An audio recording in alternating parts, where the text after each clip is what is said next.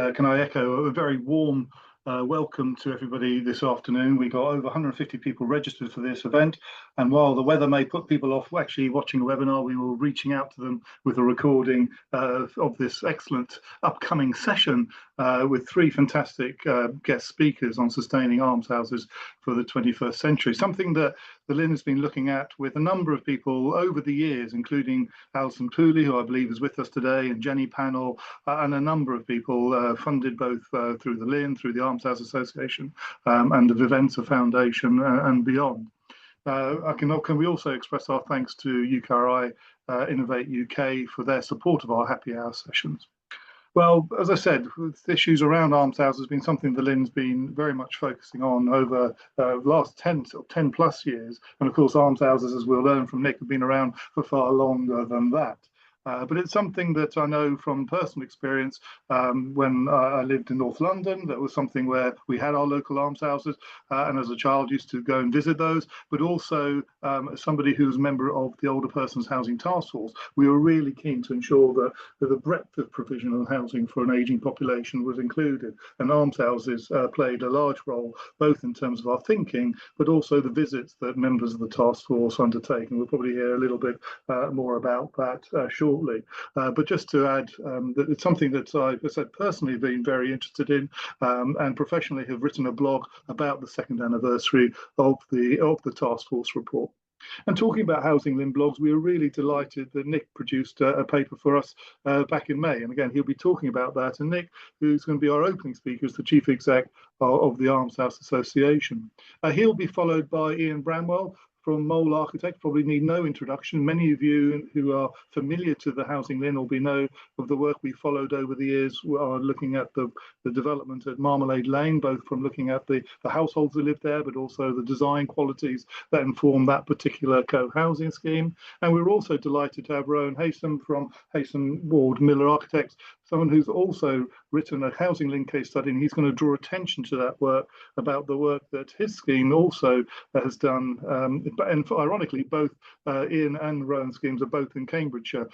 So again, it's ironic that should happen. But we're going to kick off with Nick, and then there'll be an opportunity later for questions and answers from the panel. So please do post your Q&A questions into the Q&A box, and we look forward to having a broad-ranging discussion later. So without further ado, Nick, can I pass over to you?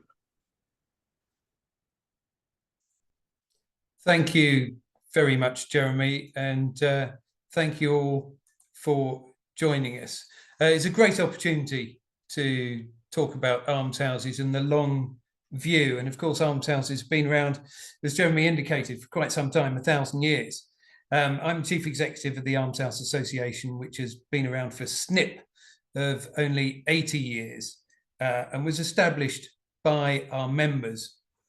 So currently there are 1,600 almshouse charities in the country, about 37,000 people living in almshouses.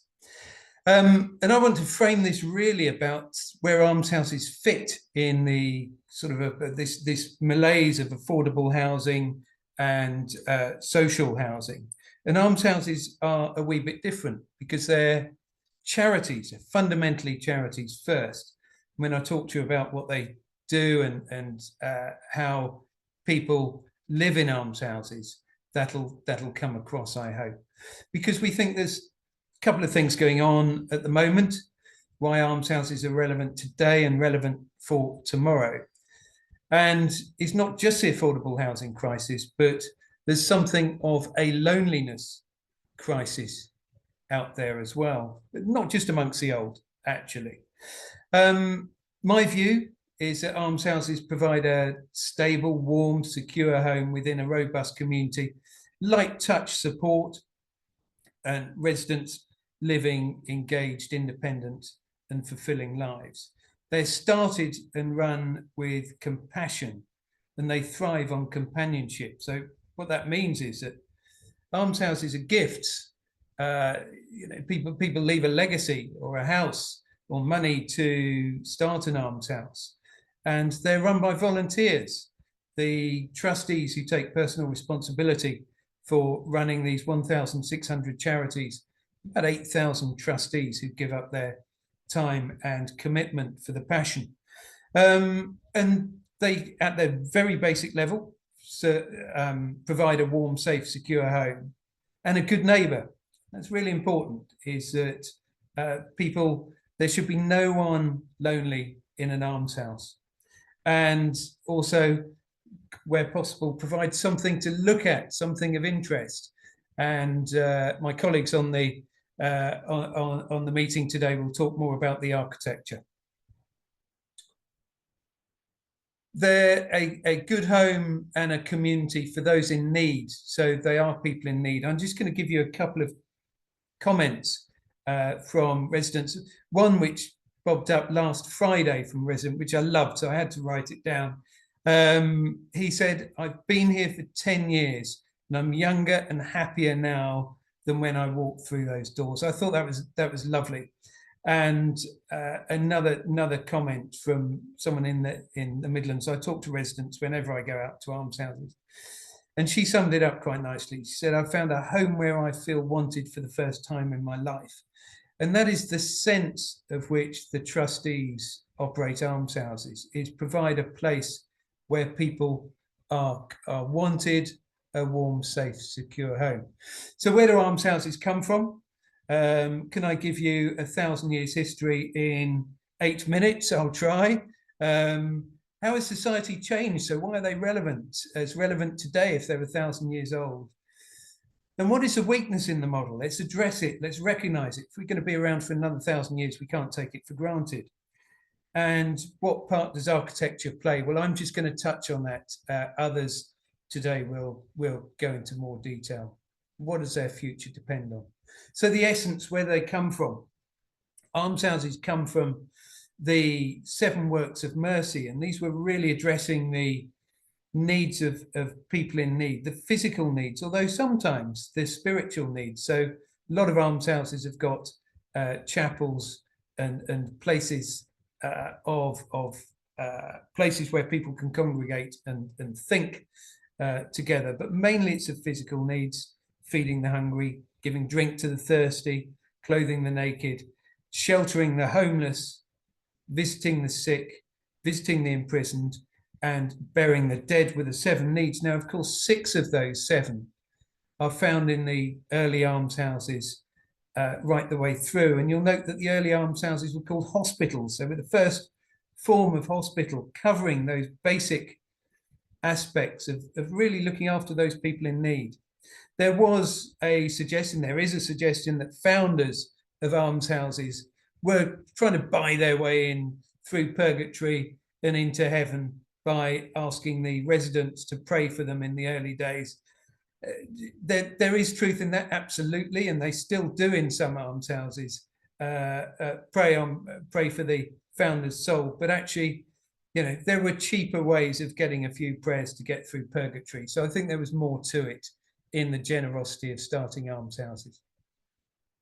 So where do they fit today? Well, we know that people are becoming more isolated, and there's something linked to privacy and isolation, and society is changing. Families are getting smaller, they're moving around more.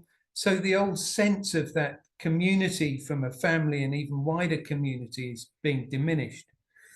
And as a lady said to me a few months ago, she looked at me as if, it's one of those sort of moments, Homer Simpson moments of, duh, well, of course, because she looked at me and said, well, nobody actually chooses to live alone.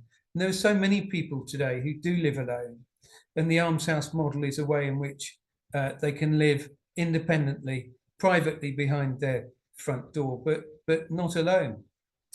So they're communities. The good neighbour doesn't necessarily mean a good friend. It actually means about knowing your neighbours and feeling part of that place. And the sense of place is very important. And the buildings, not just the buildings, but the history behind some of these almshouses provides a terrific sense of place that residents feel important. They've got an anchor foundation. Why are they right today?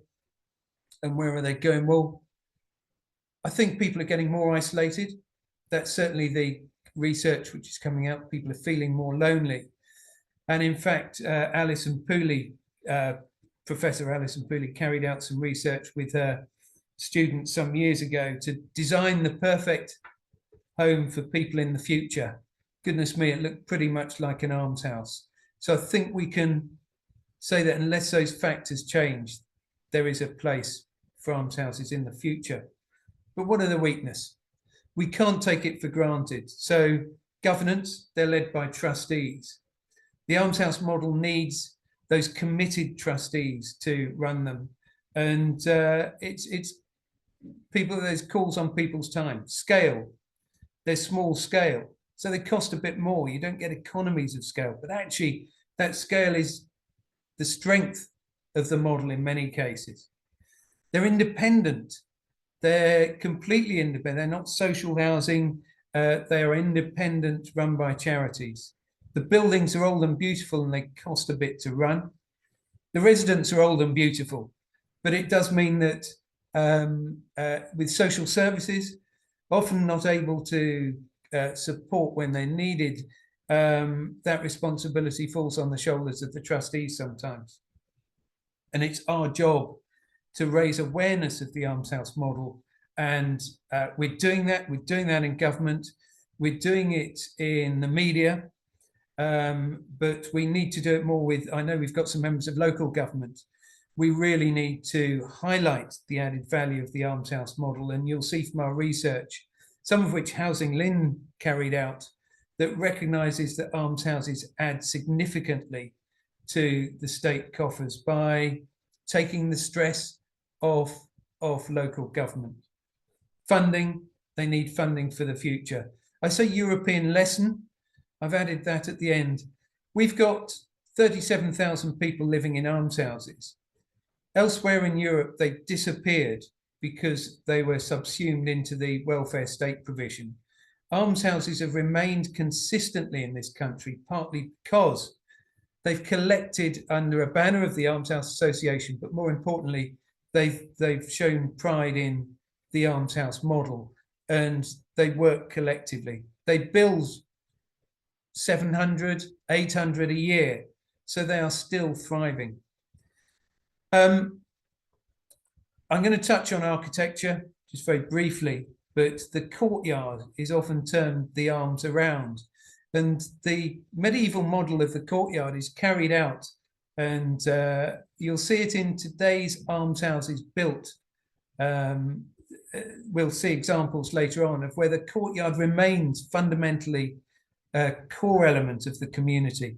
Windows overlook other almshouses, and that's the good neighbour thing. That's a curiosity of saying, well, your milk wasn't picked up, how are you doing?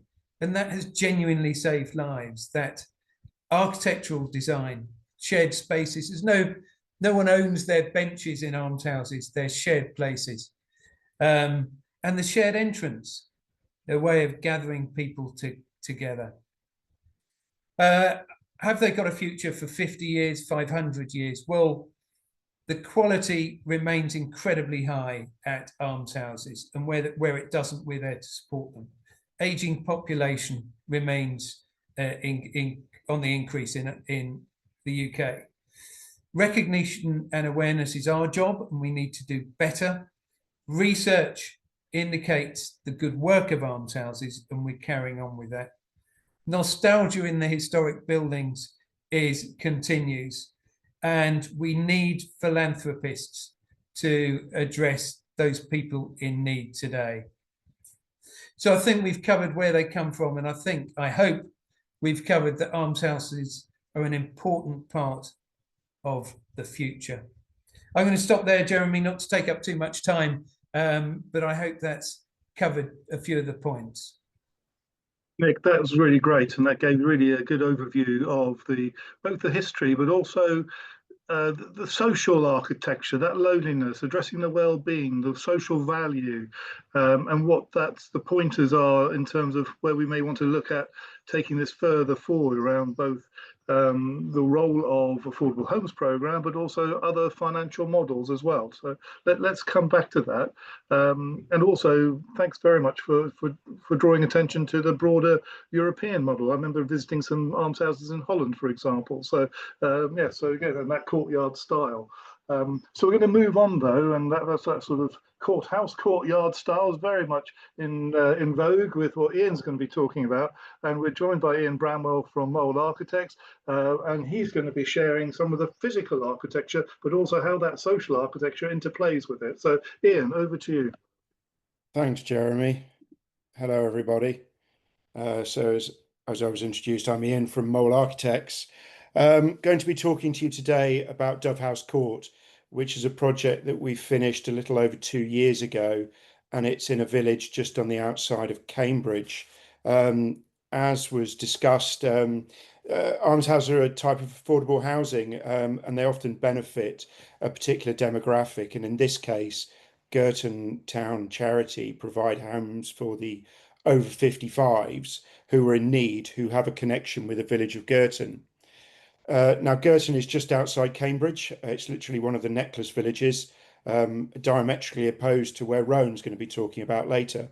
So Cambridge is pretty unique, and it's worth probably putting a bit of context to the almshouses here. So Cambridge has been dubbed the most unequal city in the UK for quite a few years now.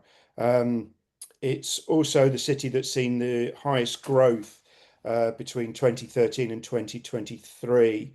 The average house price is at nearly 10.5 times the average salary in Cambridge, and the average rent of a one-bedroom home, similar to the ones at Dovehouse Court, is about £1,225. To put that in context, the maintenance fee for Dovehouse Close, for a property in Dovehouse Close, is about a third of that. In 2022, 1 in 5 residents of Cambridge was over 65. By 2035, that's going to be about 1 in 4. Greater Cambridge Authority commissioned a report in 2016 to look at provision of houses for the elderly, and they recommended that about 2,700 specialist homes were needed in Greater Cambridgeshire by 2035, and that's actually that would require an 80% increase in delivery year on year from the 2016 levels. So the site that we were working on in Girton, it's a pretty rural site, although it's the high street. It's actually as the village peters out.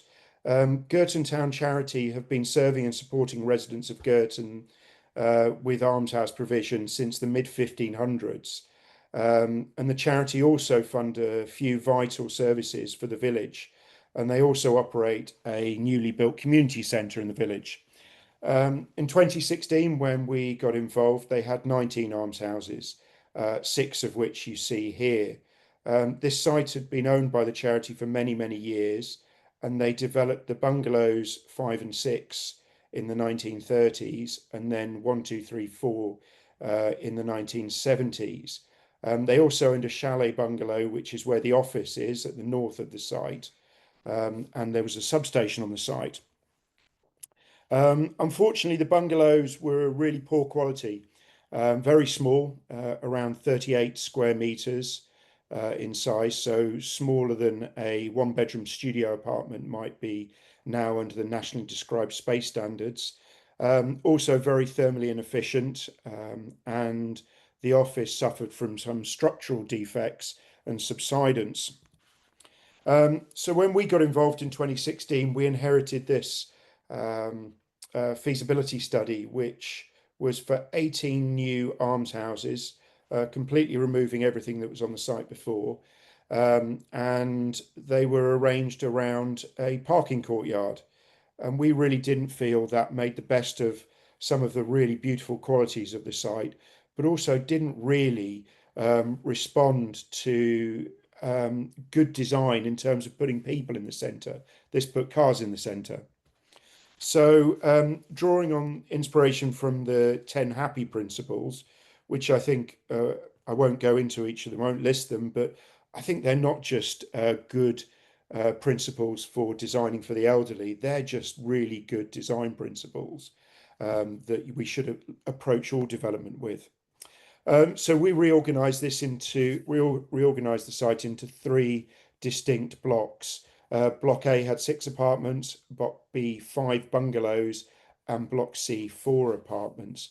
We pushed the car parking to the north, and you enter the site down this little alleyway between the 2 houses, and there was a big central garden that the houses are all centred around and all look onto. So the charity's brief was that the houses should be of the highest sustainable efficiency. They should have an excellent connection with nature and the gardens and be full of light, and importantly, have the warmth of a home. So all of the apartments and bungalows that we provided on site are dual aspect. And what I mean by that is they have windows on 2 sides in 1 room. And that's really to gain maximum daylight into the properties, but also get good cross ventilation in the hot summer months like we are experiencing right now. 13 of the apartments are built to M42 standards. Unfortunately, the rear 2 apartments at the back here, on the first floor, they're not serviced by a lift. So internally they meet M42 sizing, but we just couldn't fit or afford a lift onto that. So each of the apartments and bungalows has a bedroom, has a shower room, has an open plan living and dining space and kitchen. And the kitchens or living space overlook that central courtyard. Another thing the charity were really keen for was a secondary space, perhaps not always a bedroom. And that's what you see at the top here where my cursor is. And that space could be used for short-term carers if they're needed, could be used for grandchildren who come and stay for the night. Some of the residents use it for their hobby room. One of the residents is a painter and he's got that set up as his painting studio. All of the apartments are slightly larger than the nationally described space standards for a 1-bedroom property, which would be 50 square metres. And the apartments on site at Dovehouse Close range from around 61 to 63 square metres.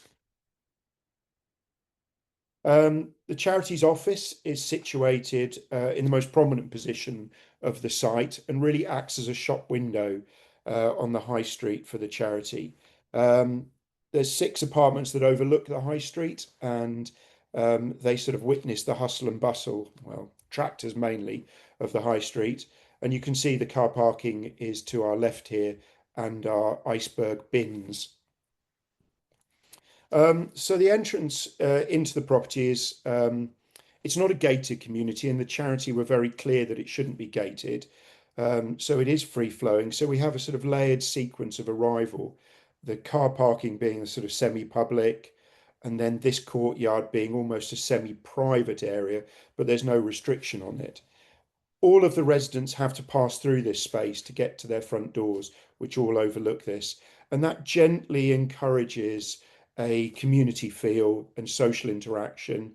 And you get to see, just as Jeremy was talking about earlier, you get to see when people haven't picked up their milk or their post for a bit.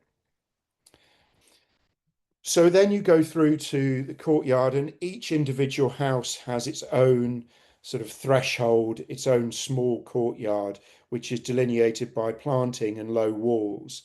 So this is a space that each resident can make their own, put their benches out. So some residents do have benches, and plant, but we also encourage the residents to get involved in the wider garden. So we have raised beds for veg planting, and there's flower beds for tending. That's the view of that central, that's a private courtyard with a low wall. So really you're still very well connected from inside the homes to that main central space. So the charity were very, very conscious about fuel poverty, and very conscious that these should be the best achieve the best standards. And the way that we feel you can do that is through making them passive house.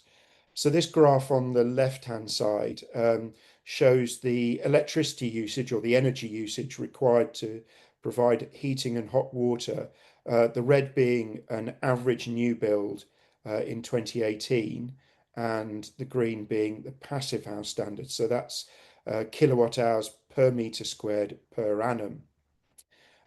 So these houses are passive house, and what that really means is that they're very well insulated, they're very well sealed, and they reduce air leakage.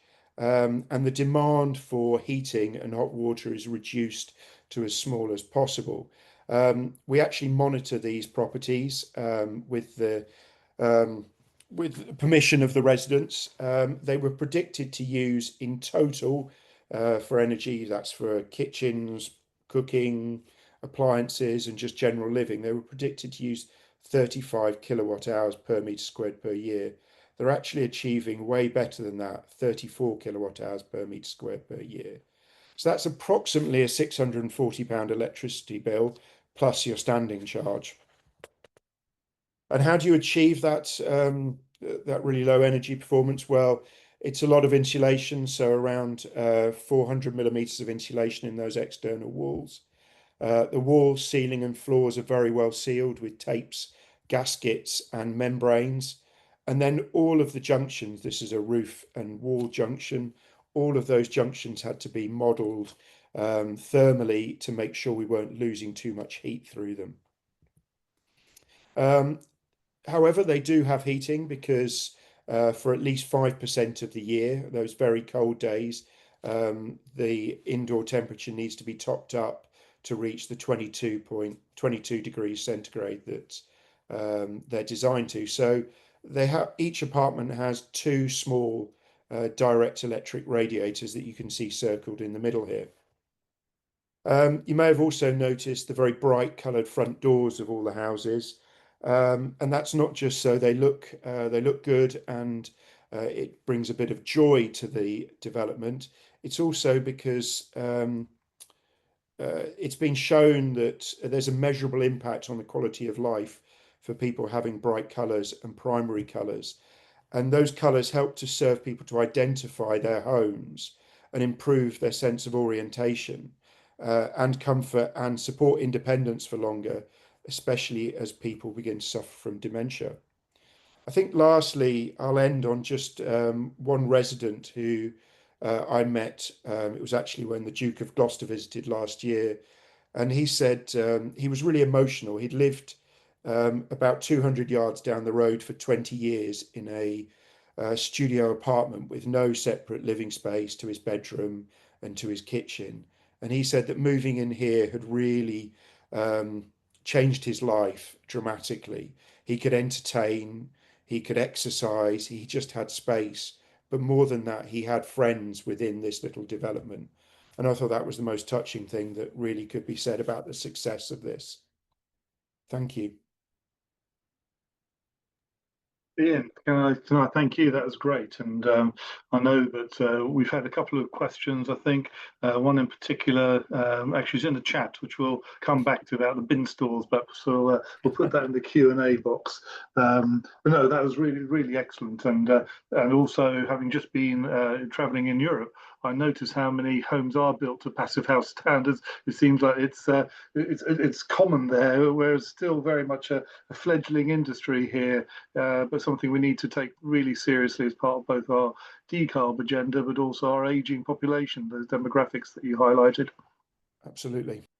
Well, look, on that note, I'm going to pass on to Rowan. Rowan, welcome, and really delighted that you could also present on your Housing LIN case study, another scheme in Cambridge, in Cambridgeshire, but slightly different. And so over to you.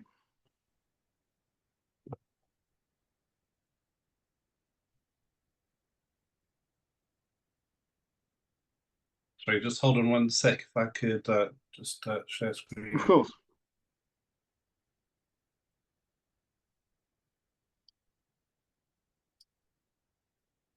Yeah. Right. Well, thank you then. Thanks. And yeah, thank you for having me on this talk. So this is a scheme for 21 new almshouses for the Great Shelford Village charity. There's a few things I want to, well, two things I want to focus on here. The one is that this was a real exception site, so I think it's worth just looking at that, and also looking at housing as a vehicle for creating communities, something which is at the heart of alms housing. So the red circle is the site. It's interesting outside of the village framework, both for the village of Great Shelford and Cambridge. That means outside of the area that was designated for housing in planning terms, but also within the green belt. This is a closer look at the site itself. The red line was the site for the planning application. The blue line shows some other houses, almshouses, owned by the charity at the time. And you can see just below that some allotments at the bottom of the site. I think the charity saw it as key to getting permission for building houses outside of the planning development framework, was to win the hearts and minds of the community, to convince the village that that this was something that would benefit the whole of the village, unlike their expectational developments, which is usually something that people feel is done to them. This is something that is being done for the community. To convince the residents that this was the case, we had about a year of community engagement activities. These images here were from some of the boards that we put up at these events. We evidenced the housing need, which I think was self-evident, and Ian has expanded on that. We looked at the site in comparison to other sites in the village, and sort of showed why this site was best suited or the most appropriate for the housing. We looked at the site itself, and again, this was an image from one of the presentation boards that showed the possibilities, the opportunities for development here. The green belt is something which we have views over, but there's no requirement for access onto this. So this was showing how we could provide access for the whole village to the countryside, as well as the benefit of the housing. This was one of the very earlier sketches, and this concept sketch, this little diagram we used at the engagement events to try and communicate the idea that you know, we didn't have to have one or the other. If we designed this carefully, we could design a building that was integrated into the landscape, a building that communicated overlaps and integration into its context rather than something that was up against it. This was one of the very early concept sketches. The first idea, which is also what Ian has described in his scheme, was to keep the parking out of the way, and then a footpath leading through a shared communal space with the buildings arranged in two sort of arcs of terraces sloping down towards the green belt or the countryside at the edge. The one problem with this first sketch was that we were in effect creating a kind of community that was cut off from the existing community of almshouses down here. So the scheme evolved to this, which was the final scheme. And I very much liked Nick's description of almshouses as arms around, because this is what we've got here. The shared public space, the courtyard, enclosed on three sides, but also a gateway then opening the scheme up, or opening the new housing up to the entrance where the existing almshouses are. The parking is still contained to one side, and this little route does allow for vehicle movement when necessary for disabled vehicles and for emergency vehicles. But the landscaping very much communicated this as a footpath running around the green in the middle. This is one of the early sketches. And again, as with the scheme in Girton, we were very interested in that in-between space between the public footpath and the frontage of the houses, giving this to the residents to landscape as they saw fit, to control the degree of privacy or openness that they choose or they were after, with these bike sheds forming kind of barriers to create a sense of enclosure to these little in-between spaces. This image was also just to communicate the idea that the edge between the countryside and the houses didn't have to be hard. It could be soft, it could be gradual. and they could be layered with hedgerows and tree lines and so on. These green sort of roofs coming down in a sloping way had to be built somehow, and we had to think about how to do this simply and efficiently. We designed the whole building in 3 dimensions in a 3D model, and this was a diagram to show how the roof was actually to be constructed. So basically each individual house is really just a simple box, a simple rectangle with a monopitch roof, and it's how they all join together to give this sloping form. And this allowed for a range of different house types. We've got bungalows at the bottom, 1-bed bungalows, another 1-bed bungalow in the middle with a mezzanine taking up the height of the roof space, and then 2- and 3-bedroom terrace houses carrying on. I think I should add that this was for families as well as over 55, so it was for a whole range of the community, not just over 55s. So we were looking to create as much variety in the houses as possible. This is just a view of the elevations with the black boarding facing the countryside and something a bit more formal and brick facing the inner courtyard. And these are just details. These are all images that were shown in the community engagement events to try and communicate as much as possible what we were proposing, trying to give a feel of these buildings as something different, something close to the landscape context. We were very interested in the edges. We weren't just designing for people, we were designing for nature and for biodiversity. And the idea that the overlap at these edges could be something that was soft. Residents could control it, they could control privacy, but at the same time, movement corridors and biodiversity links were hugely important.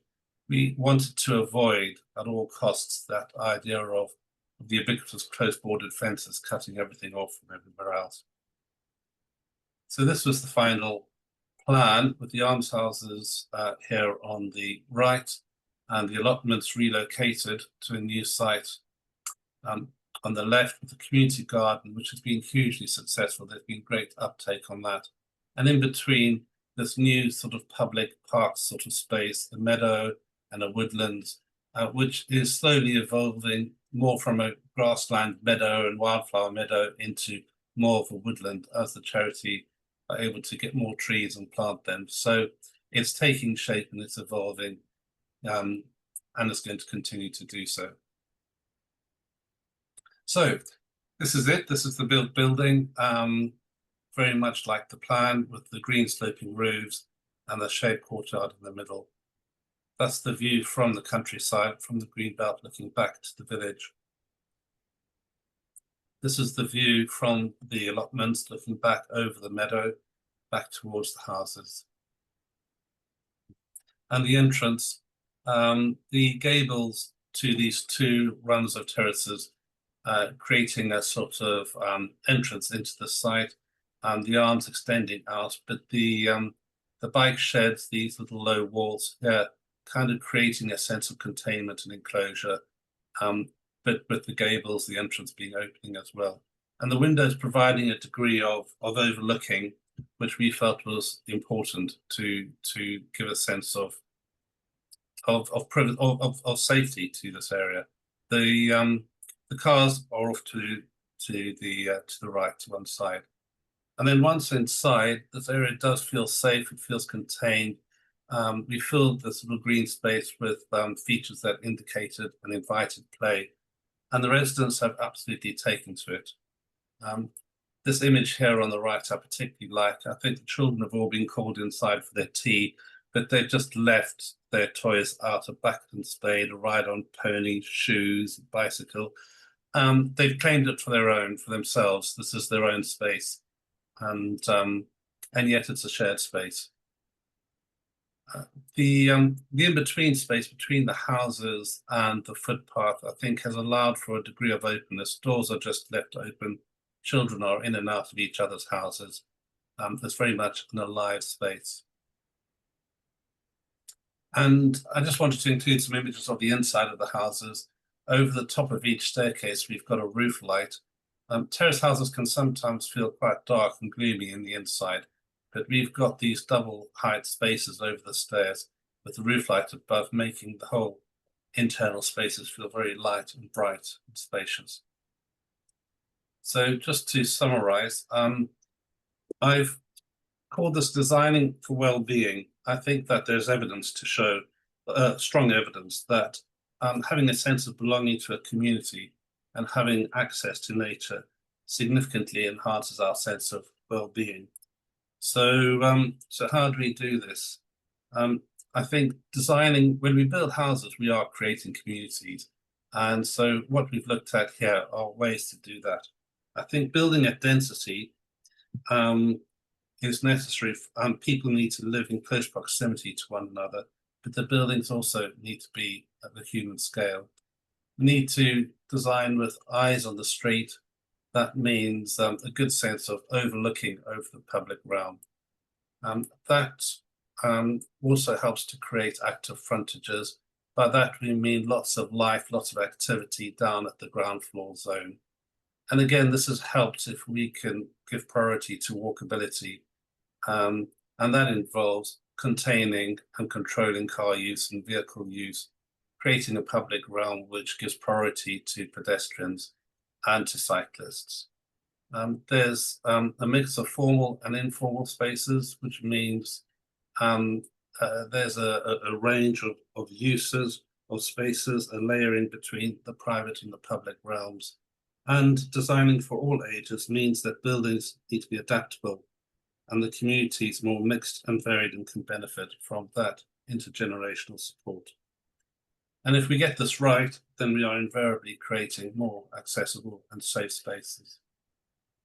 In terms of access to nature, we need to think carefully so that we can integrate green spaces into the public areas. Designing for complexity, and by that I mean allowing for adaptability, allowing for change. The urbanist and writer Jane Jacobs has used the term messy is beautiful. I quite like that. Conversely, sometimes tidiness can be too sanitized. We need to promote food growing where possible, where we can, and to enhance biodiversity. I think that nature and the environment is also the key stakeholder. Right, thank you.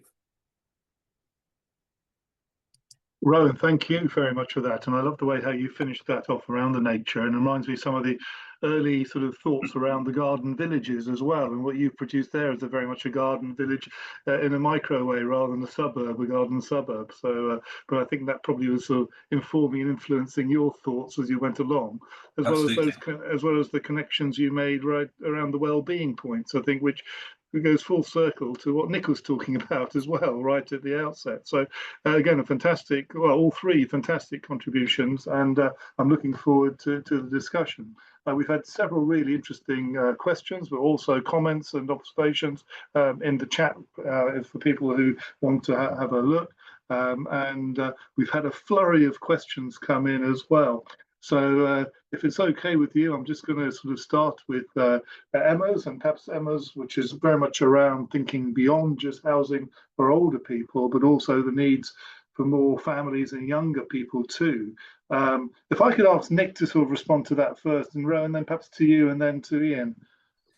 Yes, thank you. I think there is a growing recognition that those people in need are often younger than they were 200-300 years ago when the Almshouses were started. So some charities are changing their objectives to include those people in need of a younger age. And in Rowan's almshouse, I've probably met the youngest almshouse resident I've ever come across, who was 9 days old. So you've got more and more, we're seeing a spread. The new almshouses which are coming forward, they are predominantly for younger people, young families, and in some cases young men who are least well supported by the state provision. That's fascinating. Rowan, do you want to build on that? Because yours was much more around family rather than single households. Yeah. But that doesn't mean single householders couldn't be in more Meadows. No, not at all. And in some of those one-bed units, the single-story units, there were a lot of older, older 55 type people living in there. And And actually, I think that what we realized from there, what we learned from that, is that sort of level of intergenerational support can sometimes be really good. Some of the sort of retired people living there actually do a lot of babysitting for the working parents. And I think if we talk about loneliness and we're talking about contact, I think that can work between generations just as easily as it can between people of the same age, and I think that's certainly happening at Moors Meadow. I think that mix it might have some downsides to it in terms of, I don't know, noise or whatever, but I think the benefits are also tremendous. Yeah, and I think, you know, our experience is that it's not just about a last time move, it could be for many a first time move. And I think there's some schemes where they're also developed to support people who are homeless and probably in more sort of urban setting and suburban settings. And Housing LIN have got a case study on that. Ian, have you got any thoughts around intergenerational living and the scope of almshouses around that? Yeah, I mean, the Marmalade Lane is an intergenerational community. But quite interesting that the Girton Town charity had previously, just as we started to get involved, they were finishing 3 houses for families, and they let those on a slightly different tenure to their almshouses. They are almshouses, but they're let to families for 3 years at a significantly reduced rental value, to enable those families to save, to get a deposit, to get on the ladder. Not necessarily, I think, a housing deposit to buy now, just a deposit to be able to get on the rental ladder. It's so difficult. So that's been quite interesting to see. Yeah, yeah. And what we've noticed at Dovehouse Court is that second bedroom being used for grandkids, which, if it wasn't there, you wonder how connected those individuals would be to their families. I think to have your grandkids over must be amazing, and to have them stay with you and to be able to look out for your relatives. So that's again, I think it's putting roots into the village.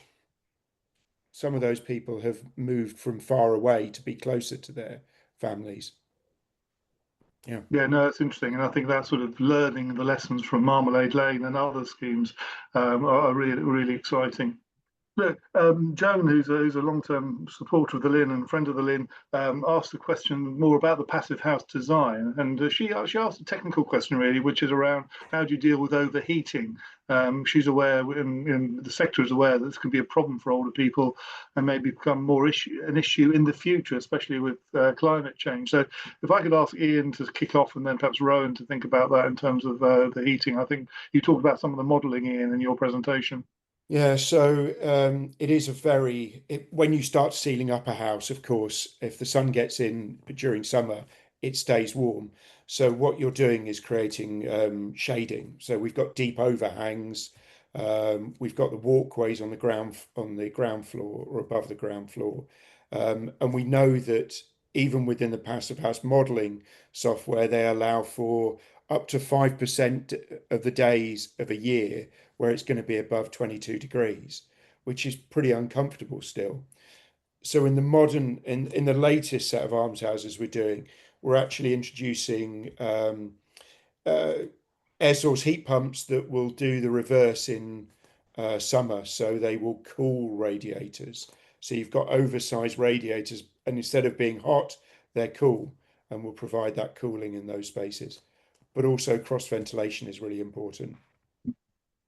And Rod, you talked about green space and blue space a little bit, and is there other things around that passive house and broader, if I can call it, eco-environmental friendly ways we should be thinking about design? Yeah, I think for us, I mean, I didn't mention it, but the houses in Great Shelford, they've got all the things that you would expect these days. They've got mechanical heat recovery, they've got air source heat pumps, they're triple glazed, and so on. But I think that just in terms of overheating, it is a problem. What Passive House does give you is the PHPP. That's the software that you use to calculate, to predict, and it does take this into account. So you can actually make predictions about the level of overheating and then make key decisions about that. So that's one of the excellent things that comes with Passive House, is this planning package. And I think that, in other countries, people do think more carefully about green spaces, about trees, about deciduous trees, things like that, which is, fairly obvious, but we don't take that into account. We don't use landscape so much as a design tool. We can think about that as well. And I do think that green spaces do provide an element of cooling, which can also be really beneficial in hot times, and is used in hot climates. Yeah, that's really. Nick, do you have any observations? I mean, you talked about earlier about the important role of leadership and the trustees, the boards, and is this something that they're really sort of thinking, imaginative in terms of what future of almshouses must look like, both in terms of new build, but also addressing some of the issues. Some will be historic, and and others less so. Yes, so there's a number of things there. I mean, certainly if we project forward, we talked about sort of responding to the need of the community, and I've got to take my hat off to local councils who have been progressive with the almshouse charities and supported almshouses under the rural exception site when they're not registered housing providers.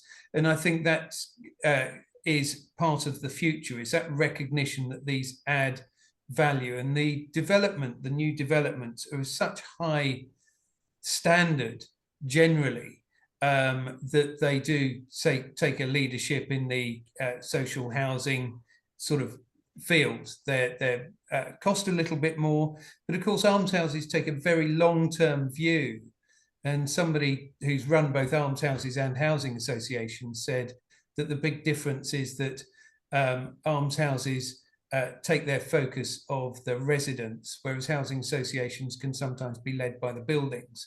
And I think that enables them to be a bit more progressive in terms of the architecture and the designs.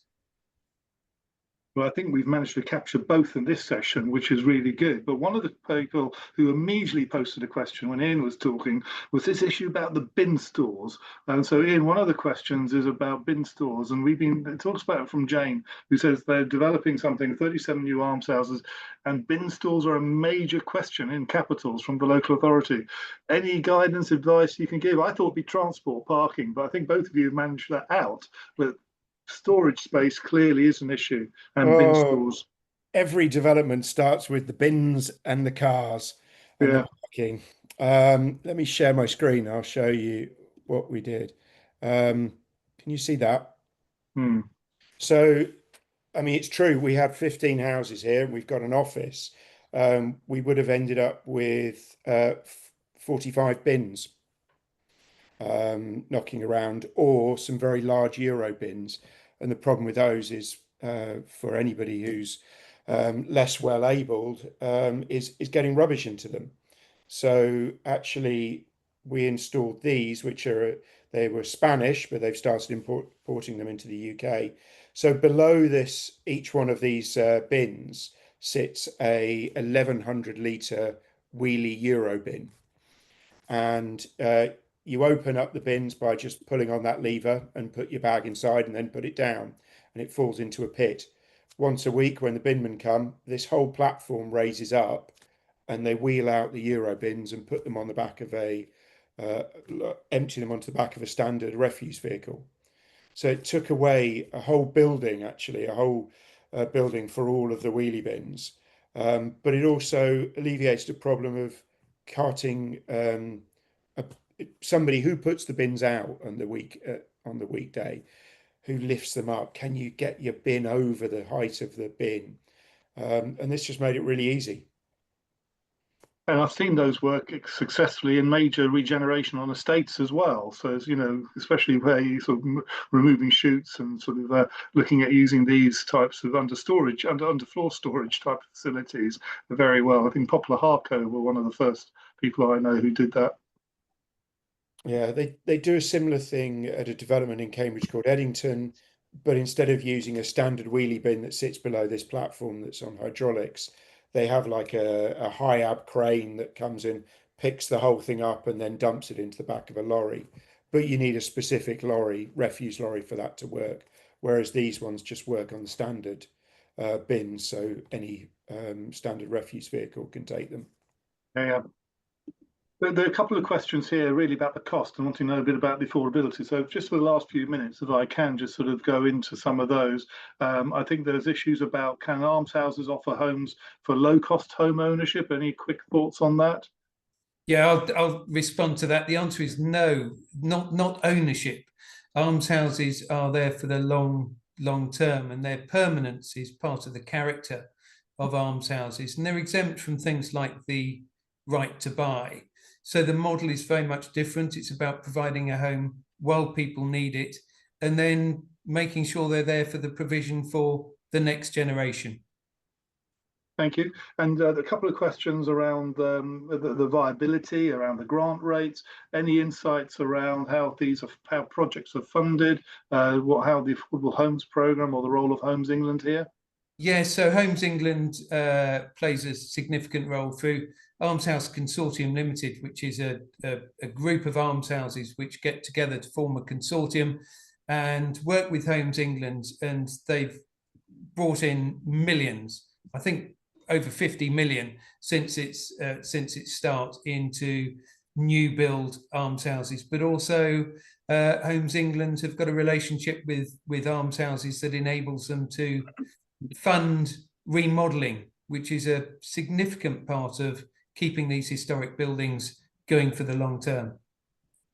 Well, Nick, you and I were part of a conversation this morning with Homes England, trying to encourage the money that's been allocated for the next 10 years, which was announced in the spending review, that some of that will also be set aside for specialist and supported living, as well as retrofitting, remodelling existing stock for an ageing population. So let's watch that space as it develops as well. There's also a question about post-occupancy evaluation, POE. Rowan, Ian, you both talked about the importance of engaging with residents right at the outset. How about as we go on? Has there been that post-occupancy evaluation? So we've monitored electricity usage. What we haven't done is gone further than that like we did at Marmalade Lane, where we're monitoring internal temperatures, external temperatures, individual heating costs. We did have a lot of engagement with the residents at the very beginning, because passive houses take a slightly different role in your life. That they require a different kind of mentality to living in a normal house, should I say. So we had to kind of educate people how to live in them a little bit, especially the new technology that people probably weren't used to. And that has proved an ongoing need. So we still stay in contact with the charity, and I went in and met with a couple of the residents a few months ago, where we identified that one of them had been cold over winter, and she turned the mechanical ventilation system off because she thought it would be using a lot of electricity. Well, it's a fundamental part of the house, really.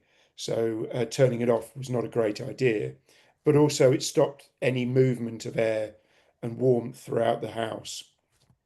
So we have had engagement with them, and we remain friends with the charity.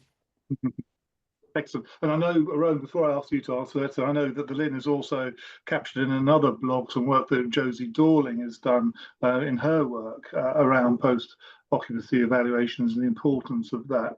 Rowan, any final thoughts from you on that? Yeah, I mean, we did a little bit like Ian. We measured energy use, and after a year of occupation, we went around and actually measured all the energy meters and assessed what the use was of all the buildings, and we're actually very surprised. It was a lot better than we expected. It was near to passive house in terms of the actual energy usage of the buildings. There was also just lots of informal talk, chat with the residents. We spoke to them, and the charity, the trustees, also spoke to residents, and that's ongoing. One of the things I was very interested to find out about was the attitude to having the cars completely separate from the housing. and whether people found this annoying or frustrating. And actually, there wasn't a single person who didn't like the arrangement as it was. In fact, when people were moving in, some delivery vehicle rode over a bicycle that had been left in the middle of the road, and the residents got together and sort of insisted really that we put a bollard in so that access into that space is controlled. So I think that they are quite insistent that that place remains car free unless it absolutely has to be. So that was a real interesting and surprising thing. You'd expect people would all want to have their car right in front of their front door, but the residents could certainly could appreciate the benefit of having them remotely. The gains were outweigh the inconvenience, and they could all realise that. So just being able to talk to the residents and to hear that was hugely beneficial for us as designers. So you can learn from it. Yeah. Well, look, we've had some further questions come in just in the last few minutes. From people I know got a real passion for this area. Thanks, Emma. Thanks, Jack. Thanks to the anonymous person who asked about C3 planning. I'm afraid we haven't got time to cover all those, but let's continue those conversations.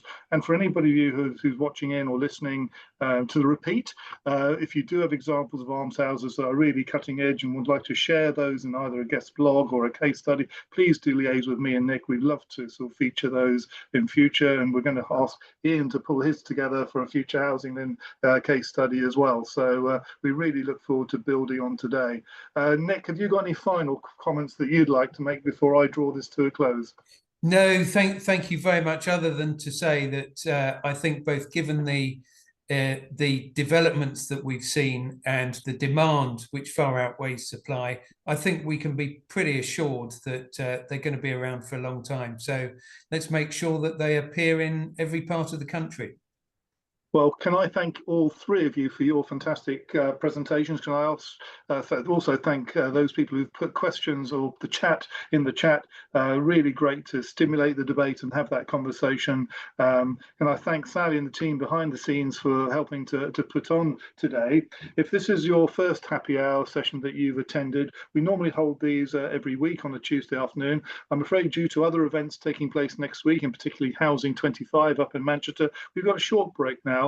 But we come back on the 1st of July when we'll be looking at the role of supported housing and thinking much more creatively around how we can create a broader range of supported living opportunities for older and disabled adults. As Sally said in the outset, please do respond and give us your feedback when we draw this session to a close. But once again, thanks everybody for all your contributions, and can I wish you a very warm and pleasant evening ahead, and perhaps the opportunity for a happy hour drink. Okay, take care. Thanks, Bye. Jeremy. Thanks, Sally. Thank you all.